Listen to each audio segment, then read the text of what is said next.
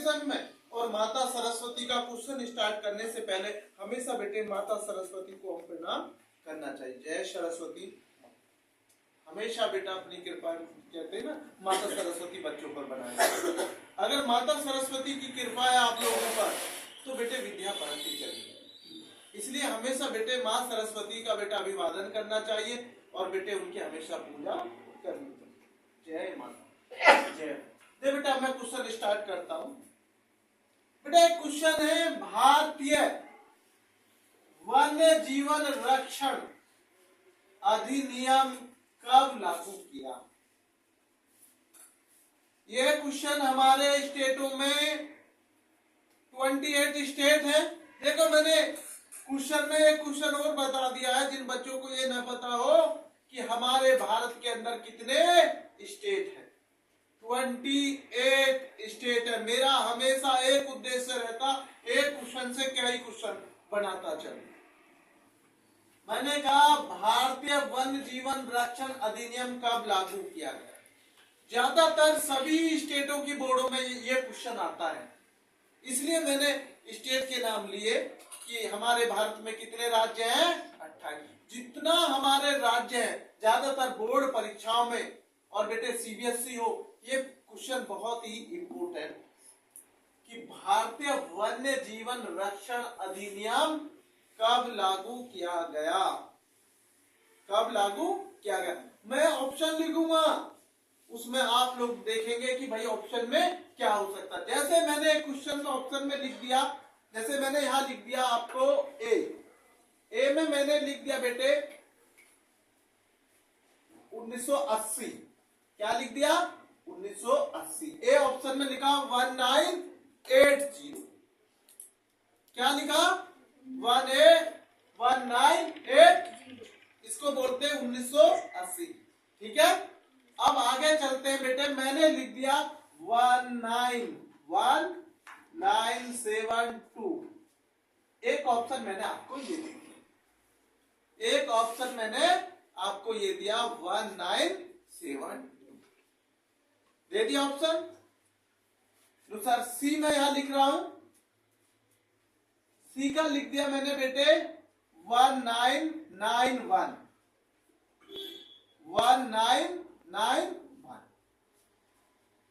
D option दे दिया इनमें से कोई नहीं, इनमें से कोई। ऐसा आ जाता पेपर में, इनमें से कोई नहीं।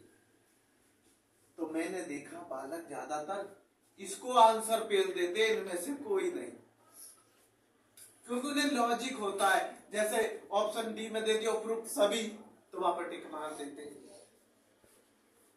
है ना। इनमें से कोई नहीं सोचता हाँ ये अलग है इनमें से, तो इसे आंसर पेल नहीं। वो ऐसा नहीं होना चाहिए कि ये जरूरी नहीं है कि आपका लॉजिक सही बैठे, जो आंसर राइट होता है उस पर टिक करें।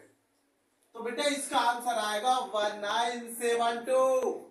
इसका ऑप्शन है 1972। हर बच्चे को पढ़ते पढ़ते याद हो जाना चाहिए। जिस हिसाब से बेटे आपको एक अलग के टाइप से इसे समझाने का प्रयास करता हूं। जैसे भारतीय वन्य जीवन रक्षण अधिनियम कब लागू किया गया? भारतीय वन्य जीवन रक्षण अधिनियम कब लागू किया गया? तो बेटे 1970। 1970 क्लियर है। आगे चलते हैं अगला क्वेश्चन। इस क्वेश्चन को मैं मिटा देता हूं यहां से, क्योंकि क्वेश्चन तो बेटे मुझे मिटाने पड़ेंगे। ये मैंने लिख खत्म कर दिया। भारतीय वन्य जीव रक्षण अधिनियम कब लागू किया गया? तो बेटे 1972 में किया गया। कब किया गया बेटे? 1972। अब मेरा क्वेश्चन है बेटे, दूसरा क्वेश्चन जो है प्रोजेक्ट टाइगर परियोजना। प्रोजेक्ट टाइगर परियोजना, ये भी क्वेश्चन हमारा बड़ा प्रसिद्ध क्वेश्चन। प्रोजेक्ट टाइगर परियोजना कब लागू की गई, या शुरुआत कब की गई? प्रोजेक्ट टाइगर परियोजना की है बेटे समझ में? शुरुआत कब, शुरू का मतलब जानते हो भाई, जब स्टार्ट की गई, प्रारंभ की गई, या मैंने लिख दिया प्रोजेक्ट टाइगर परियोजना, ये लिख दो शुरुआत कब की गई है, शुरुआत कब की गई, बताएगा कोई बच्चा कब की गई? प्रोजेक्ट टाइगर परियोजना की शुरुआत कब की गई? नहीं बेटे सन में? तो इसमें हमें एक ध्यान रखना, शुरू का मतलब क्या होता बेटे? स्टार्ट, प्रारंभ, शुरू करना किसी चीज, जैसे आप किसी काम को शुरुआत करते हो, नहीं बेटे समझ में? तो वो कब की गई? गुरु जी आप, मैं इसमें बेटे आपको गलत ऑप्शन दे रहा हूँ, राइट दे रहा हूँ, आप उसमें से टिक करेंगे। जैसे मैंने लिख दिया बेटे ए में 1949, बी में लिख दिया 1953 और सी में लिख दिया 1973 और डी में लिख दिया मैंने 1975, ये लिख दिया नहीं बेटे समझ में? अब हमें देखना है कि प्रोजेक्ट टाइगर परियोजना की शुरुआत कब की गई, नहीं बेटे समझ में? जो हमारी प्रोजेक्ट टाइगर परियोजना की शुरुआत कब की गई? 1949 या 1953, 1973 या 1975? तो बेटे इसका आंसर आएगा 1973, 1973। इसका मतलब ये है आंसर सी। क्या है आंसर? सी राइट, 1973। इसका ऑप्शन क्या आएगा? प्रोजेक्ट टाइगर परियोजना कब शुरुआत की गई? 1973। पहला क्वेश्चन, हर क्वेश्चन को ध्यान रखना, भारतीय वन्य जीवन रक्षण कब लागू किया गया? 1972 में। और प्रोजेक्ट टाइगर की शुरुआत परियोजना की कब की गई? 1973 में। आप याद रखेंगे, आप कभी नहीं भूलेंगे। 1972 में मैंने क्या बताया आपको? भारतीय भी बताया वन्य जीवन रक्षण कब लागू किया गया, ठीक। उसके बाद प्रोजेक्ट परियोजना जो हमारी टाइगर है परियोजना, वो कब लागू की गई?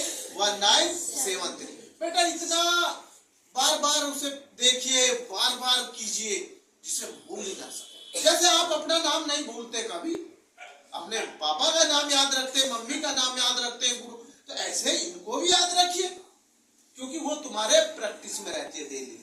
और ये प्रैक्टिस में नहीं रखते आप लोग, जाके बेटे इसको अपने प्रैक्टिस में रखो, अभ्यास करो पढ़ाई का, 6 घंटे प्रतिदिन पढ़ा करो। अब अगला क्वेश्चन चलते हैं बेटे, ये मेरे हिसाब से आपका क्वेश्चन हो गया होगा बेटे। बेटे मैं अगला क्वेश्चन जो आपको एक क्वेश्चन पहले समझा रहा हूं, जब हम उसे लिखेंगे जिससे बेटे आपको थोड़ा समझ में आसानी से आ सके। क्योंकि बेटे एसएसटी को कहना, बहुत से कह देते बहुत आसान होती है, एसएसटी आसान नहीं होती। एसएसटी के बिना कोई अधिकारी नहीं बन सकता। वो कहते हैं ना कि एसएसटी बहुत बड़ी होती है। सामाजिक विज्ञान एसएसटी पूरा होता है। तो मैंने लिख रहा हूं भारत में एक संकटग्रस्त, समझना, भारत में एक संकटग्रस्त पादप जाति में सम्मिलित है। संकटग्रस्त का मतलब है जिस पर संकट आया है। ऐसी कौन सी जो पादप जाति है, नहीं बेटे समझ में? तो मैं लिख रहा हूं बेटे भारत में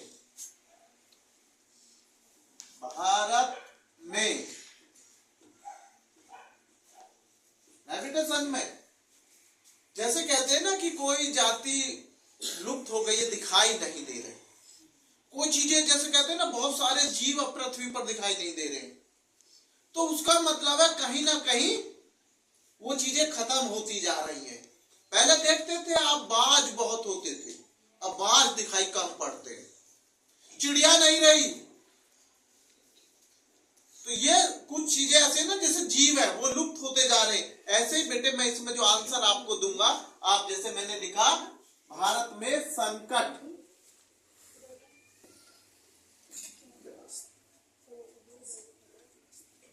नहीं बेटे समझ में? जैसे हमारा कोई चीज का क्या होता बेटे? संकटग्रस्त। पादप जाति, पादप जाति, ऐसा ही बेटे पादप जाति में सम्मिलित है, सम्मिलित है। मैं ऑप्शन दूंगा, आप अच्छे से समझेंगे, कोई इतनी जल्दी नहीं है। सम्मिलित है, ये लिख देंगे। भारत में संकटग्रस्त पादप जाति सम्मिलित है, ठीक है बेटे, या जाति सम्मिलित है। ये मैं यहां से हटा दे रहा हूं और आसान हो जाएगा, जाति सम्मिलित है। ऑप्शन दे रहा हूं, आप आंसर आप बताएंगे। क्या दे रहे हो गुरुजी ऑप्शन? पहला दे रहा हूं आम, क्या दे रहा हूं? आम, ये दे दे। अरे आम तो सभी जानते हैं, आम का पेड़ सब नहीं जानते, सब जानते। आम आप जानते हमारा फलों का राजा होता है, और बेटे आम की लकड़ी से हवन की पूजा जो कहते हैं शुद्ध लकड़ी मानी जाती है, सभी आप जानते हैं आम के बारे में। सागौन, सागौन जानते हो? सागौन नहीं? बहुत बढ़िया जानते, ये भी एक लकड़ी सागौन की होती है बेटे। सन में मैंने पहली बताई बेटे आम, सागौन, शीशम। शीशम का पेड़ आपने देखा होगा, है ना, लकड़ी बहुत मजबूत होती है शीशम की, शीशम की लकड़ी बड़ी मजबूत होती है, और जब वो लकड़ी पक जाती है ना बेटे, तो उसका बहुत सारा उपयोग किया जाता है। अब नो गुरुजी आप कौन सा लिख रहे हैं? चंदन लिख रहा हूं। क्या लिख रहा हूं? चंदन। नो कौन सा ऑप्शन में दे रहा हूं? यहां दे देता हूं, वहां ना चमके बेटे, डी, चंदन लिख रहा हूं। और बेटे आप समझ रहे होंगे चंदन तो बेटे चंदन ही होती है, चंदन की खुशबू। चंदन बहुत महंगी लकड़ी होती है, चंदन के लकड़ी के नाम पर लोग व्यापार कर रहे हैं, जाके वो नकलियां बहुत होती हैं, असली चंदन बहुत कम मिल रही है, लुप्त हो गई है, संकटग्रस्त हो गई है। इतना कुछ बोल चुका हूं तो आंसर तो मिल ही गया होगा, आई समझ में? अरे हिंट तो मैं दे ही चुका हूं कि भारत में संकटग्रस्त पादप जाति सम्मिलित है, आम, सागौन, शीशम, चंदन। चंदन, ज्यादा देर नहीं लगाऊंगा इस पे, चंदन। क्या हो गया? चंदन। आगे चलते बेटे, आप अगला क्वेश्चन। एक चीज मुझे बताइए, मैंने एक वीडियो में आपको बताया था, भारत की खोज किसने की? भारत की खोज किसने की? वास्को डी गामा ने। किसने की? कब की? 1498 में की थी, क्योंकि 1492 में किसकी हुई थी? अमेरिका की। ये आपका टेस्ट था, आप बताएंगे मुझे 1492 में क्या हुआ था? अमेरिका की खोज, जो किसने की थी? कोलंबस। भारत की खोज वास्को डी गामा ने 1498 में किया था। इसलिए गलत ऑप्शन पे टिक नहीं लगाएंगे, क्योंकि बच्चा 1492 पर और 1498 में कंफ्यूजन रहता है बेटे में। इसलिए भारत की खोज तो बेटे 1498 में हुई थी, 1492 में जो हुई थी बेटे वो अमेरिका की खोज हुई थी, जो कोलंबस ने की थी। अगला मेरा क्वेश्चन है बेटे आप लोगों का, देखो बेटा एक क्वेश्चन है ग्रीन इंडिया मिशन। देखो ये क्वेश्चन बड़ा प्रसिद्ध रहा। ग्रीन, ग्रीन का मतलब हरा, इंडिया मिशन, बहुत प्रसिद्ध क्वेश्चन है भाई। Green India mission, green India mission कब प्रारंभ हुआ? कब प्रारंभ हुआ? ये लिख दिया भाई मैंने, कब प्रारंभ हुआ, ये लिख यहां से मैंने ग्रीन लिख दिया। देखो ग्रीन माने होता हरा, ग्रीन माने हरा, इंडिया सब जानते हैं हमारा देश, मिशन। तो ये मैं आपको डेट दे रहा हूं, आप कोशिश करेंगे बाबूजी कि इसका आंसर क्या होगा। ग्रीन इंडिया मिशन कब प्रारंभ हुआ? मैंने लिख दिया इसका ऑप्शन 2001, 2003, 2004, 2014 और ये ऑप्शन दे दिया मैंने डी 2017।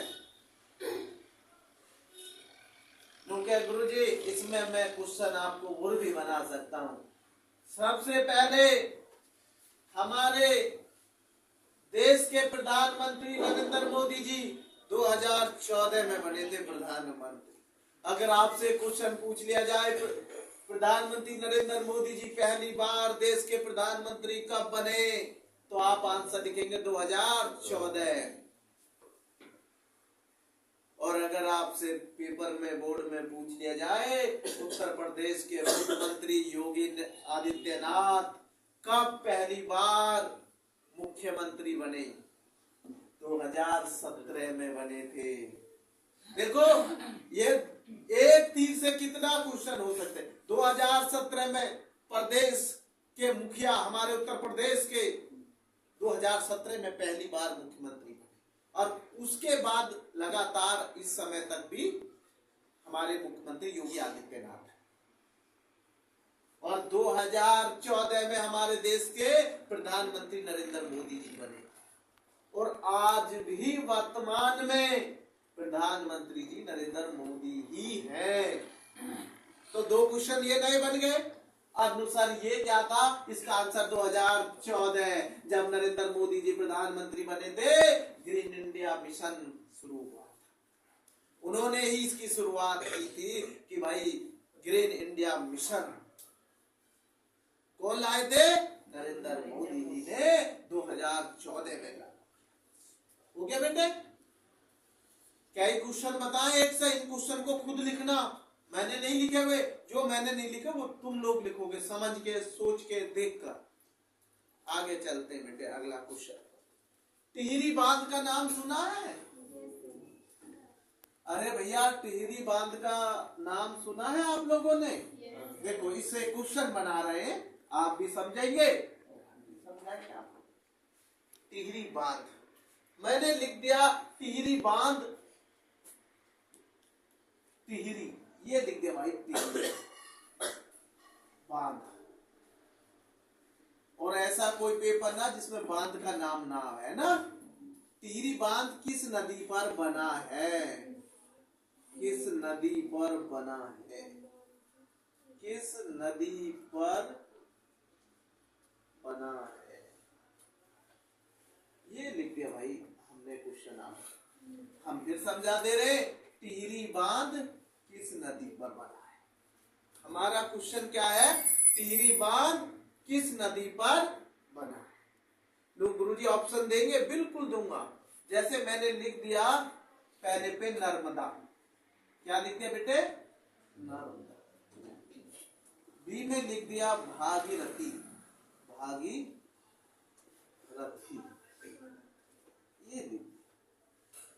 पहले पे क्या लिखा, नर्मदा, दूसरे पे भागीरथी और तीसरे पे लिख दिया कोसी। क्या लिखा, कोसी। सब जानते हैं बिहार में कोसी है। जब ये उफान पर होती है तो आधे बिहार में बाढ़ पैदा कर देती है। कहते हैं ना नदी का उफान जब आता है, कहते हैं ना कोसी नदी बहुत पानी ऊपर चल रहा है तो बेटे आधे क्षेत्र में बाढ़ ला देती है बिहार में ये। इसलिए नदियों के महत्व समझिए, नदियों के नाम पता होना चाहिए। अरे टिहरी बांध किस नदी पर बना है? 3 ऑप्शन मैंने लिख दिए, एक और लिख देता हूं भैया, कृष्णा लो। ये लिख दिया मैंने। आज तो मैं भगवान का नाम लिख रहा हूं, ये देखो कृष्णा भगवान का नाम है, कभी नहीं भूलेंगे भगवान श्री कृष्ण। कृष्ण है कृष्णा। नर्मदा, भागीरथी, कोसी और कृष्णा। अरे इसका आंसर है मेरे भाई भागीरथी, क्योंकि टिहरी बांध तो भागीरथी में ना नर्मदा में है, ना कोसी में है, ना कृष्णा में है। किस में है? भागीरथी। क्लियर है? अगला क्वेश्चन पर चलते हैं। एक बांध और ले रहा हूं मैं, सलाल बांध। ये लिख दिया मैंने सलाल बांध। लो गुरुजी इसका नाम हमने कम सुना होगा, ठीक है आज सुन लो, सलाल बांध। ये लिख दिया है भाई सलाल बांध। किस नदी पर बना है, ये लिख दिया किस नदी पर बना है। दो क्वेश्चन में बांध के ले रहा हूं, किस नदी पर बना है। ये लो भाई दो क्वेश्चन, ये लिख दिया सलाल बांध किस नदी पर बना है। भाई मैंने पहला लिख दिया महानदी, क्या लिख दिया महानदी, ये लिख दिया महानदी।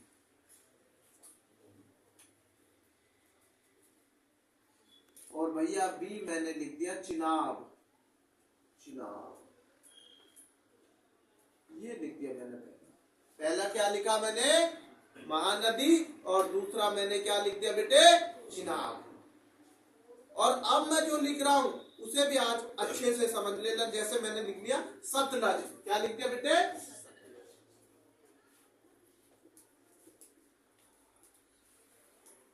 है बेटे सच में क्या लिख दिया मैंने सतलज। और एक मैं लिख रहा हूं कृष्ण, वो तो कोई भी ऑप्शन हो सकता है, ये लिख दिया मैंने कृष्ण।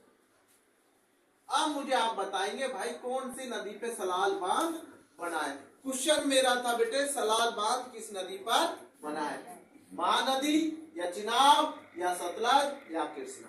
तो मैं आपको बताता हूं बेटे सलाल बांध चिनाब पर बना है।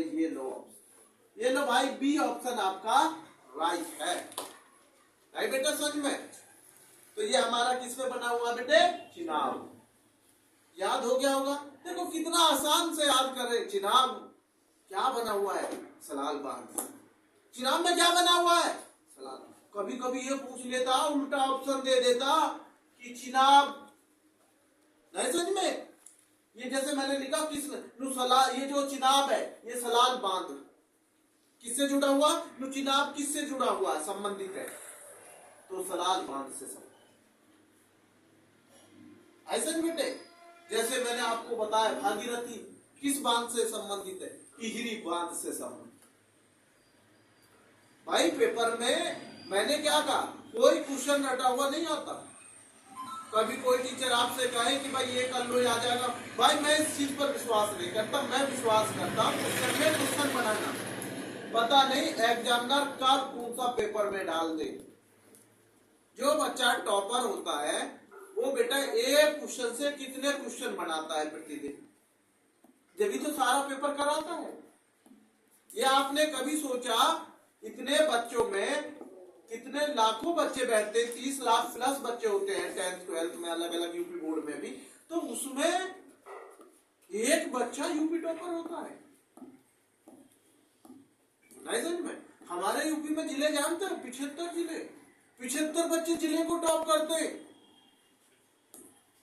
इतने लाखों में 75 बच्चे जिले को टॉप करते। और कभी कभी तो ऐसा भी हो जाता सेम डिजिट मिल जाते नंबर सेम। तुम्हारा मानो सपोज करो एग्जाम्पल, तुम्हारे 500 में से 499 आगे हो सकता, दूसरे के बच्चे के भी 499। तो ये बेटे पढ़ाई का फर्क होता है। ये सबसे बड़ा जो फर्क है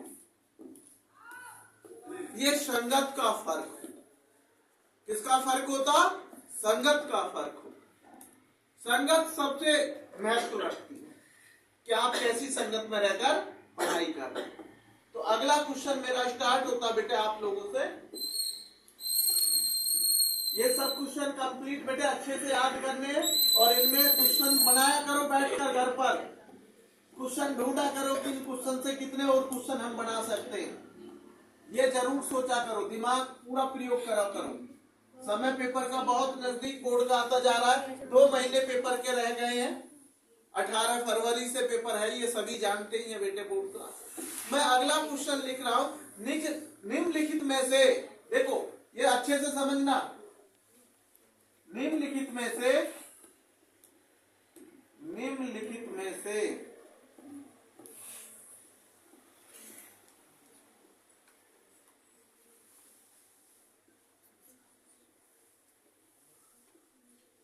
बेटे एक तो होता, मैं समझा देता हूं, जैसे एक तो होता रबी और एक होता खरीफ।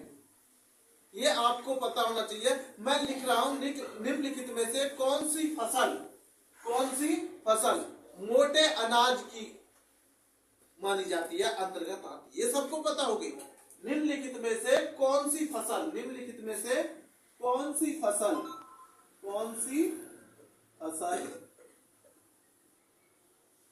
मोटे अनाज के अंतर्गत आती है, मोटे अनाज के अंतर्गत आती है। ऑप्शन दूंगा मैं, अंतर्गत आती है, अंतर्गत आती है।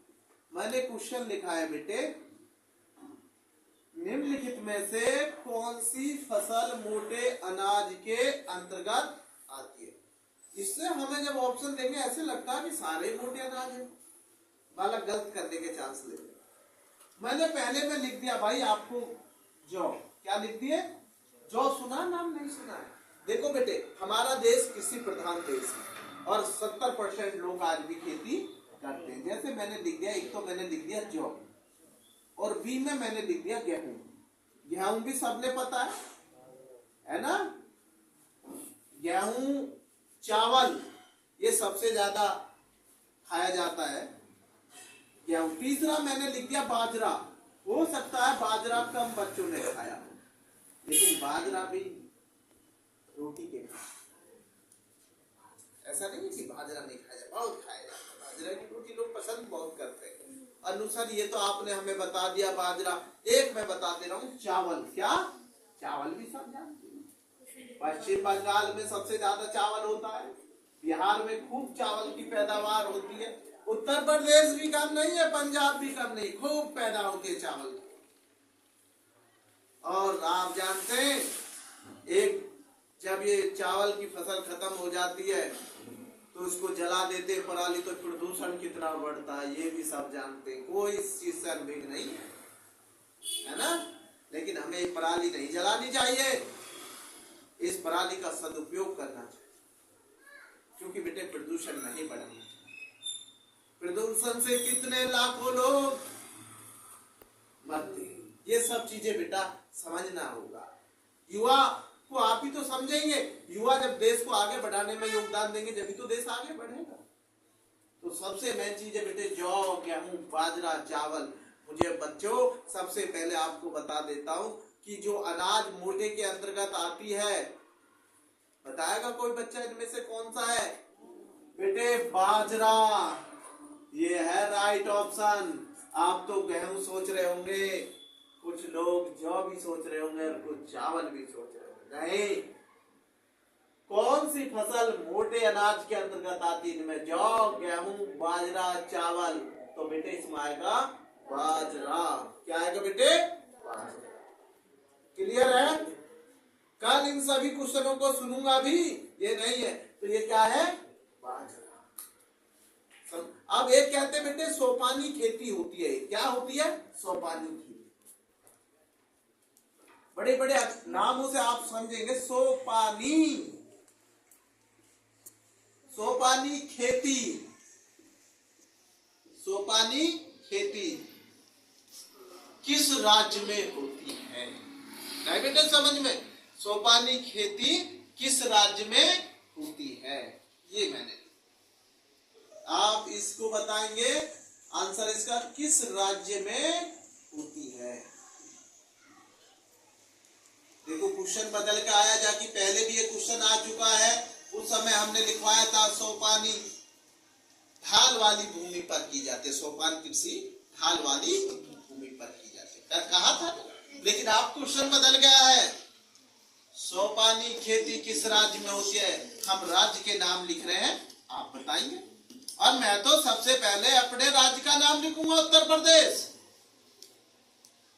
और बी में ऑप्शन दूंगा मैं उत्तराखंड, क्योंकि पहले उत्तराखंड भी उत्तर प्रदेश में सम्मिलित था।